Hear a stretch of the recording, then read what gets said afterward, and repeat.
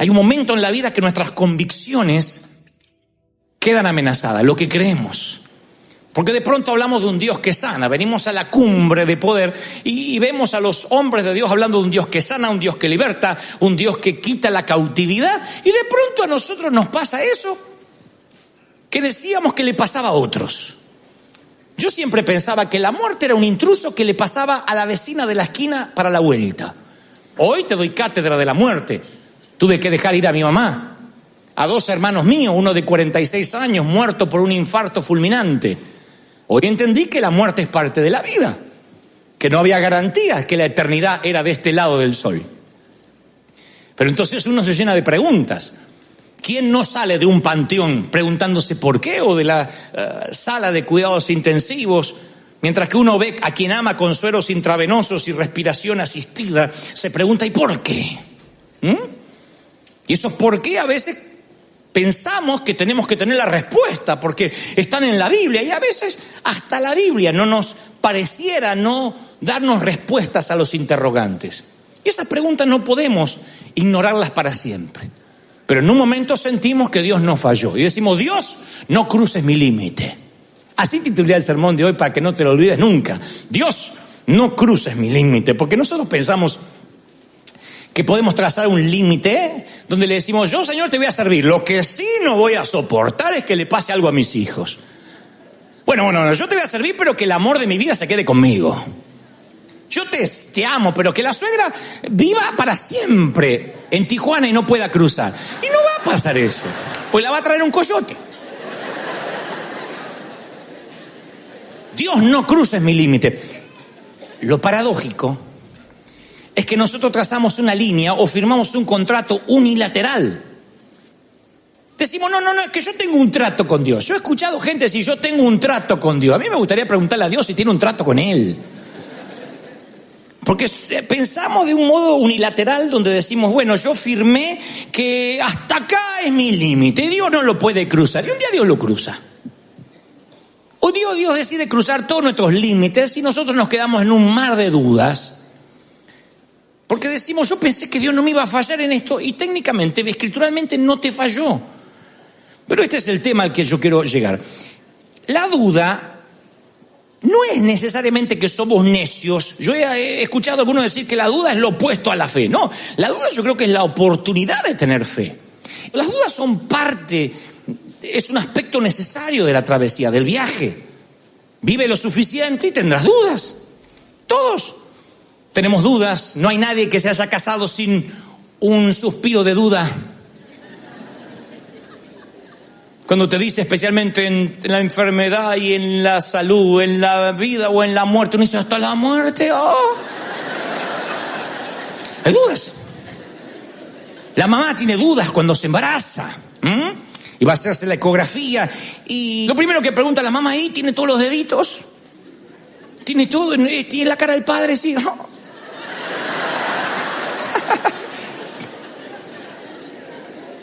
Y yo leo la Biblia y encuentro un montón de gente que dudó. Yo veía algunos, nada más veía a Salomón, a Job, a David, a Jeremías. Pero el que más me llama la atención, un poquito más contemporáneo en la nueva dispensación de la gracia, es Juan el Bautista. Jesús dio un halago increíble de él, dijo, no hay un hombre nacido de mujer que sea como Juan el Bautista. Juan el Bautista le prepara el camino al Señor.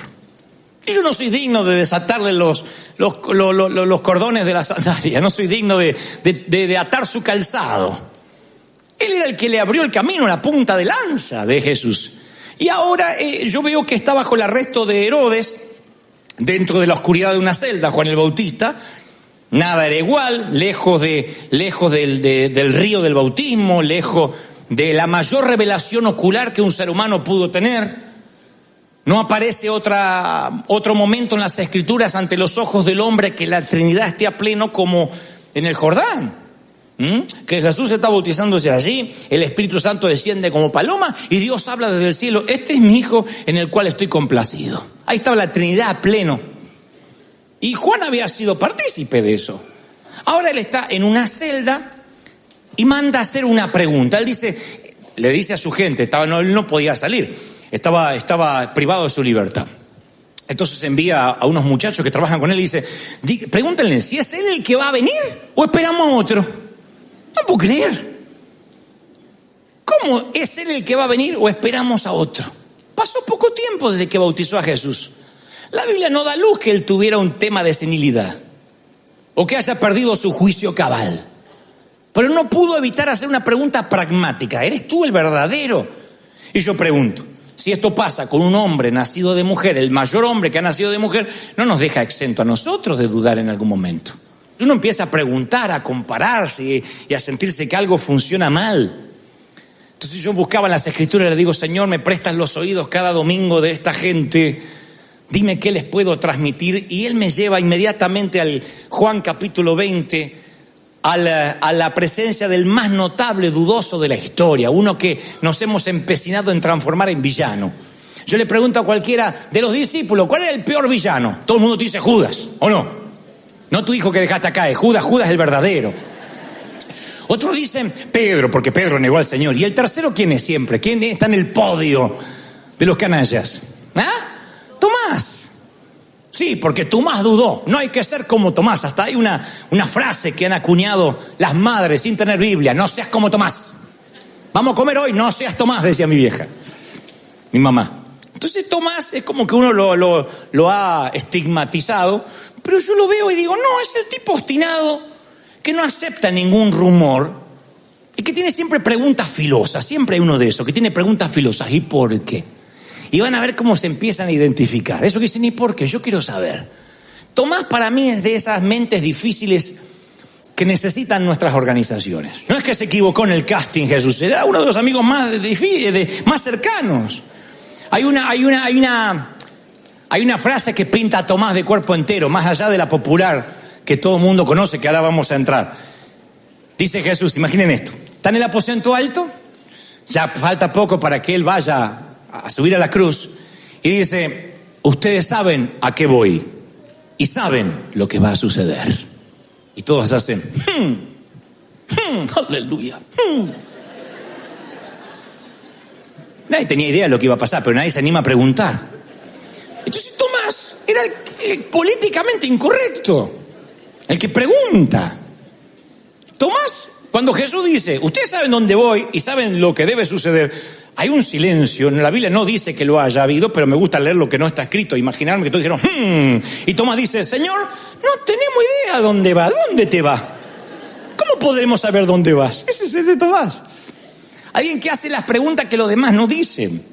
Pregunta, ¿dónde? ¿Cómo vamos a saber dónde te vas? Él no acepta sutilezas, indirectas, es amante del lenguaje directo, pragmático, no da nada por sentado, pero no es descreído, porque Tomás había estado en todos lados con los 12. Había caminado, había visto a Jesús caminar sobre las aguas, había visto resucitar a Lázaro, digan, corran la piedra. Él había sido testigo ocular, no es un tipo que se unió al grupo más tarde. No era Saulo de Tarso que dice, yo no era contemporáneo de Jesús, pero no caminé con él. Este estaba ahí. Entonces uno puede ver milagros y tener preguntas. Entonces cuando uno se queda con las dudas, a veces se siente mal por dudar. Y yo veo a alguien entre los discípulos que duda. Ahora, claro, la duda se desarrolla en soledad. Jesús apareció a sus amigos y Tomás no estaba. Y eso es algo muy significativo, por cierto. Que Tomás no estaba cuando Jesús se aparece. Claro, Tomás se perdió los fuegos artificiales. Porque Jesús aparece y el muchacho no está. Y yo creo que no está porque las mentes independientes, los pensadores independientes siempre se apartan para pensar. No creo que él era un descreído. Él simplemente tenía demasiado desazón, desdén y no estuvo allí. Y allí en la soledad las dudas crecen. Yo veo que Juan el Bautista está en la soledad de una celda cuando duda. Y las dudas son como los hongos en las bodegas. Y así también crecen en la frialdad del alma cuando estamos solos. Por eso la importancia de estar conectados, de venir a la iglesia. Porque uno ve la fe del otro y se contagia. Y a mí Dios no me sanó, pero a mí sí. Pero sabes, no te preocupes, yo también una vez parecía que Dios me había olvidado y no fue así. No, es que me volvió el cáncer. No, ¿qué va a volver? Cuando Dios pone un punto, el diablo no pone una coma. Y al revés, cuando Dios dice, voy a continuar, nadie puede poner un punto final. ¿Tú lo crees de verdad, sí o no? Es maravilloso. Pero uno necesita conectarse, ¿no? Cuando uno está conectado, entonces eso es contagioso. Pero la duda, claro, demanda evidencia. Dice Tomás, frase, el credo de los escépticos. Si no viere en sus manos la señal de los clavos, y metiere mi dedo en el lugar de los clavos, y metiere mi mano en su costado, no creeré. Juan 20:25. Él dice, muchachos, sepan perdonar, pero yo voy a creer cuando lo sienta, cuando yo lo toqué. Tengo que hacer mi propia evaluación si no les molesta. ¿Está mal? Yo soy de esos. A mí me gusta hacer la propia evaluación. Así que Tomás dice, perdónenme, pero yo tengo que hacer mi propia evaluación si no les molesta. No podemos poner en un papel de villano a Tomás porque quiera validar las noticias. Él nunca descartó los milagros. Él quería comprobar la evidencia personalmente. Yo quiero tocar. Y están los registros de las Escrituras, porque él es un hombre que estaba cerca de Jesús. Él dijo, perdóneme, yo sé quién es. A lo mejor Pedro te pareció verlo. A lo mejor fue una histeria colectiva porque todo el mundo quería verlo y les pareció. Yo quiero tocar. Pero qué tipo que duda. No, es un tipo que tiene mente difícil, que quiere ver, quiere saber si esto ocurre. Porque la duda te lleva a Cristo. La duda hace que uno siga preguntando. Mismo cuarto, mismo sitio, 8 días después. Dice, 8 días después estaban sus discípulos dentro y con ellos Tomás. Ahora sí está ahí. Lo cual me dice, ¿qué hace que Tomás ahora sí está 8 días después de haber supuestamente dudado? ¿Por qué no se mandó mudar? No, ustedes están locos, el tipo está muerto. No va a resucitar. No, él estaba ahí 8 días después. Y Jesús, estando las puertas cerradas, entra, o sea, traspasa la pared. Y se pone en medio y le dice, pasa a vosotros, Juan 20:26. Yo pienso, qué significativo que él se quedó entre ellos. Porque la duda dice, me quedo e investigo. El descreimiento dice, ustedes sigan acá, yo me voy. No, la duda se queda. Él se queda para hacer preguntas y por eso recibe las respuestas. ¿Cuál de todos los discípulos tuvo la memoria táctil de Dios, de Dios hecho hombre? ¿Quién de todos pudo decir, yo lo toqué, yo metí los dedos? El único que había tocado, este es Tomás. Luego le dijo a Tomás, pon aquí tu dedo, mira mis manos, y acerca tu mano y métela en mi costado, no seas incrédulo, sino creyente. Y uno dice, wow, tuvo que tocar para creer. No, Tomás dijo lo que los demás no se animaban. ¿Cómo lo sé? Porque más adelante dice Lucas 24:38, y él les dijo a todos, ¿por qué están turbados y vienen estos pensamientos a vosotros? Miren mis manos, miren mis pies, palpad y ved. Ah, ya no es solo Tomás. Los otros también, nada más que se hacen los espirituales. Palpad y ved, porque un espíritu no tiene carne ni huesos, como veis que yo tengo. Y diciendo esto le mostró las manos y los pies. Palpad y ved, eso es increíble. No, pero yo vi que aquel se sanó, pero tú quieres palpar y ver, vamos.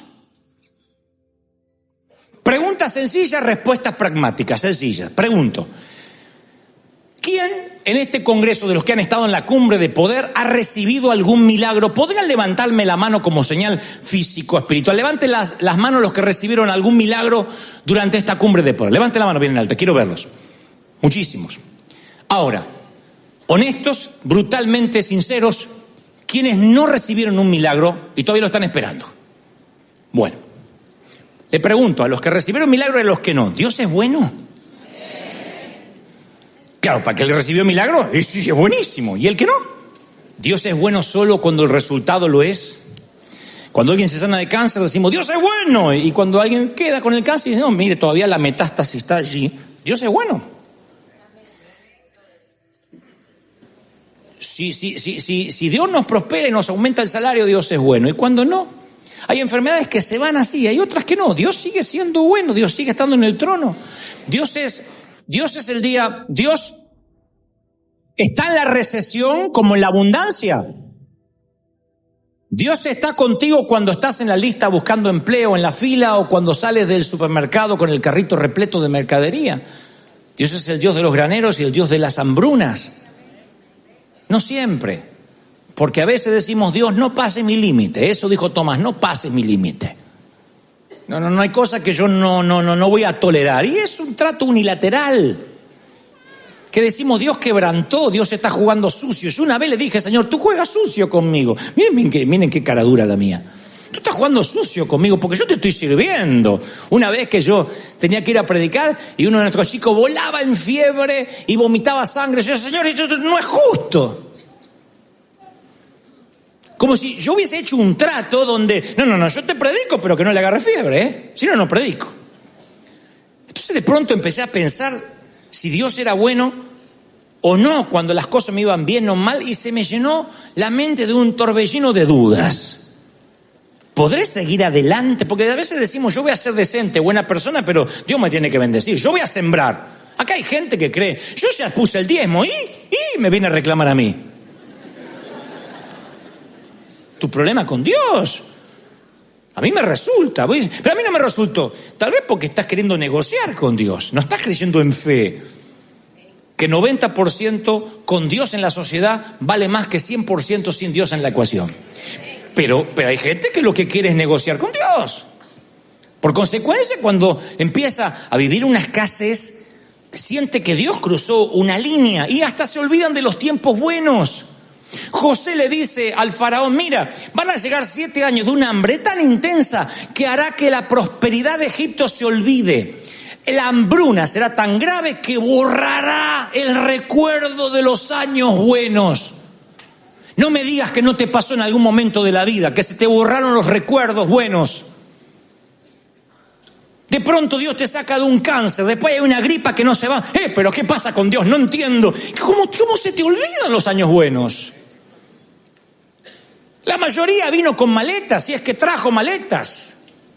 La mayoría no teníamos dónde dormir el primer día. Algunos, los más sofisticados, dormían en un colchón inflable. Y ahora no puedes pagar una tarjeta de crédito. Yo no entiendo qué está pasando con Dios. A veces la hambruna no te deja ver los años buenos. Y los años buenos, Él recuerda. Israel te hace ver que la fidelidad de Dios no cambia, es el mismo ayer, hoy y por los siglos. Dios no perdió la confianza en ti. Dios no te deja. ¡Aleluya! Alguien tiene que decir amén. Por eso yo llené de fotografías así mi oficina y yo dije la vez pasada, pueden que piense que sea un orgulloso, pero a mí me ayuda a pensar, mira acá, yo tenía 22 años y no tenía dónde caerme muerto y Dios solventó el estadio. Mira, acá Dios volvió a confiar en mí, mira la cara que tenía, cómo la gente me iba a escuchar. Y sin embargo Dios confió en mí. Eso es lo que me alienta a volver a confiar, a seguir confiando en Dios y no en una planilla de Excel. Eso es lo que hace que un contador no determine mi visión, que los gastos fijos no determinen mi visión. Dios es el mismo ayer, hoy, por los siglos, en México, en Colombia, en Argentina, en los Estados Unidos. Es el mismo. ¡Aleluya! Y no cambia. Y ese Dios no tiene jurisdicción en América Latina. Cruza las fronteras. Porque la jurisdicción divina viene, el paraguas está sobre épocas de abundancia y sobre épocas de escasez. Si no, el apóstol hubiese dicho, yo sé vivir en abundancia, menos mal que ya no vuelve la escasez. Él dice, sé vivir en escasez y en abundancia. Hotel 5 estrellas y cama llena de cucarachas. Y en ambas estoy entrenado. Ambas están bajo la jurisdicción divina. ¿No es esa la explicación de Romanos 8:28? Y todas las cosas a los que aman a Dios les ayudan para bien, conforme al propósito que fueron llamados. No dicen algunas cosas, cada cosa, todas las cosas. O sea que a lo mejor el suceso aislado es malo, pero siempre el final redime la historia. En una película el final redime la historia. A menos que sea Romeo y Julieta de Shakespeare, el final, Rocky le pegan toda la película. Y al final dice, no siento la campana. Y la última trompada voltea al ruso. Y uno se alegra porque el final redime la historia. Los sucesos aislados son el collar de una vida común. Como dije la vez pasada, las fotos en Instagram son fotos con filtro. Es una boda salpicada con una graduación. Pero eso no es la vida normal. La vida normal son días un poquito más grises. Y esos días grises componen la vida y uno va viviendo, logrando que la muerte te encuentre vivo. Y mientras que uno va haciendo camino al andar, como dijo el profeta Joan Manuel Serrat, mientras que uno va abriéndose camino, uno va descubriendo de que hay días malos, días buenos. Ese es el pronóstico. Dios se maneja por temporadas. Pero al final todo se redime. Cuando uno toma un café, no está diciendo qué rico grano molido, o qué rico es el sobre, o el agua tibia. Uno dice la combinación de los elementos hacen un buen café, la cooperación colectiva. Y eso es en la vida diaria. Por eso uno tiene que ser honesto con sus dudas. Porque cuando uno las dudas las guarda, no tengo que dudar, me dijo el apóstol que tengo que confesar, me dijo el pastor que tengo que estar en fe. Uno guarda la duda en un cajón, y eso es nocivo, tóxico. Y pienso que las dudas, cuando uno no las abre, lleva tu vida espiritual a una bancarrota. Uno no puede glorificar a Dios. Pero una duda honesta nos lleva a declaraciones honestas. Mete la mano, Tomás, toca. ¿Y saben lo que dice Tomás? Toca y dice, ¡ay, Señor y Dios mío! Esa es la exclamación de Tomás. ¡Señor y Dios mío! Yo no me puedo dejar de emocionar, porque no hay mejor cosa que la declaración de un testigo hostil en una corte.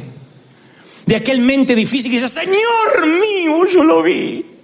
Está maravillosa la duda porque te lleva a una exclamación.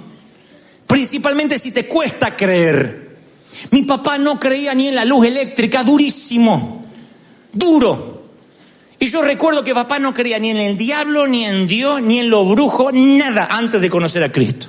Entonces cuando mi mamá se sana de cáncer, cuando mi papá ve la sanidad, mi papá era un tipo que tenía que tocar para creer. Si Dios no sanaba a mi mamá, yo no estoy hablándole a ustedes hoy. Él no es que venía a la cumbre de poder a recibir la unción. Él tuvo que ver a mi mamá que estaba preparando el ataúd y de pronto estábamos haciendo un asado celebrando que estaba sana. Ahí fue cuando él empezó a casa por casa en todo el barrio, de la mano mía, a llamar a los vecinos. Venga, que vamos a celebrar que mi señora la sanó Dios. Yo soy católica. Sí, creo que nosotros también, no sé, pero venga, mi papá no entendía nada. Yo lo único que sé que era ciego y ahora veo. Entonces la declaración de un testigo hostil es fascinante. A mí me encanta cuando una mente difícil dice, ¡wow! Yo sentía a Dios acá. Yo sentía a Dios acá. Eso es maravilloso y eso es lo que dice Tomás. ¡Ay, Señor y Dios mío!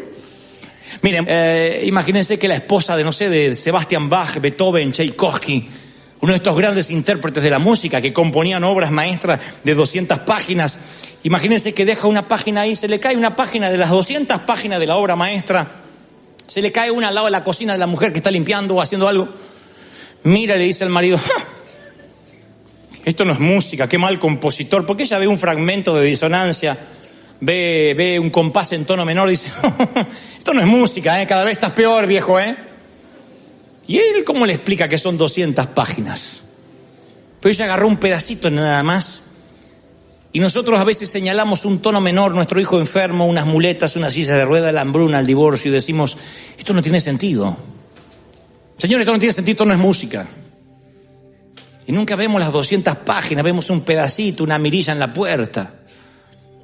¿Qué sabemos de la vida? ¿Dónde estabas tú, Job, cuando yo hice el mundo? ¿Dónde estabas? Le dice Dios de manera irónica. Cuando yo ponía los océanos en sus cauces, nivelaba las montañas y creaba al hombre, ¿estabas tú? Digo, porque a lo mejor estaba ahí y no te consulté. A mí me ponen en las redes sociales, debería predicar más de la tribulación. Le digo, bueno, la próxima vez te pregunto a vos. Perdóname, estaba pidiéndole al Espíritu Santo revelación. Sabiendo que tengo tu celular, te pregunto qué tengo que predicar. ¿Dónde estabas cuando yo pagaba el precio? ¿Dónde estabas cuando yo oraba? Para decirme ahora lo que tengo que predicar. Y si las respuestas a nuestras dudas requiriese más megabytes de los que nosotros tenemos en la mente, porque esta leve tribulación momentánea produce un cada vez más excelente y eterno peso de gloria, dijo Pablo a Corinto. Yo te invito a vivir un día de sueños, una isla paradisíaca, con el hombre de tu vida, si eres soltera. Musculoso, cerebral, argentino. Bueno, está bien, no tan perfecto, de otro país. No, porque si no dice, me la puso muy, muy alta la vara. Bueno, obviémoslo de argentino. Tipo común, buen mozo, huérfano, y estás con él. Y te digo, mira, son 24 horas de relax, de pasarla bien, pero tienes una milésima de segundo de aflicción. ¿Te la aguantas? ¿Qué aflicción? Y que el avión se va a mover un poquito antes de llegar. Ah, sí. ¿Quién va a rechazar la oferta? Bueno, Pablo dice eso. ¿Qué son 70, 80, 90 años comparado con la eternidad? Un vapor, un chasquear de dedos. Tu crisis, tu dolor no va a durar para siempre, pero tú sí. Tú vas a durar para siempre. Las aflicciones del tiempo presente no son comparables con la gloria venidera, le dice Pablo a los romanos, que viene a manifestarse. Entonces, deja que el compositor termine la sinfonía. Deja que el windsurfista baje de la tabla. Deja que termine la película, que aparezcan los créditos antes de evaluar tu vida. ¿Cuál es el pronóstico entonces, señoras, señores? Días malos, días buenos, días de granero, días de hambruna, pero Dios está todos los días. El Señor es el Señor de Pablo y el Señor de Tomás. El Señor de Pedro que duda y hasta el Señor de Judas. Él es el Señor de todos. Hay días buenos, hay días malos y ambos se cumple su voluntad. Y Dios sigue siendo bueno. Entonces si termina la cumbre y alguien se va con el desazón de a mí Dios no me habló, no me tocó, es que no me llamaron al altar, justo ahí me fui. Dios es tu Dios, es el Dios de Tostomás, de las mentes difíciles. Y esta no es una iglesia cualquiera de gente playita, de gente superficial, que viene uno y dice 2 o 3 palabritas sin Biblia y ustedes, corren. Esta es una iglesia donde Dios nos da palabras siempre, sustancial, palabra sólida. Entonces nos vamos haciendo, no más cerebrales, pero nos vamos haciendo más Tomás. Que nosotros queremos tocar, queremos ver, queremos palpar. Y si tú quieres palpar la prosperidad, hay que sembrar, porque tú si la quieres palpar vas a tener que dar, así la palpas. Yo quiero ver que Dios me bendiga como a todos esos. Bueno, da como nosotros hemos dado y la vas a palpar, vas a ver que sí. Yo quiero que Dios me use así, bueno, paga el mismo precio que todos estos hombres que han desfilado por aquí y entonces vas a palpar la misma gloria. Palpa, toca, ve, paga el mismo precio. No vivas del precio ajeno, de la espiritualidad prestada, no vivas siendo un nieto, sé el hijo de Dios. Haz tu propia historia, baja de tu propia barca, camina tu propio sendero. Dale un aplauso al Señor de señores. Si crees que Dios habló, vamos, celebra con el mejor aplauso para cerrar la cumbre de poder. Vamos, dale un aplauso que tiemble Anaheim.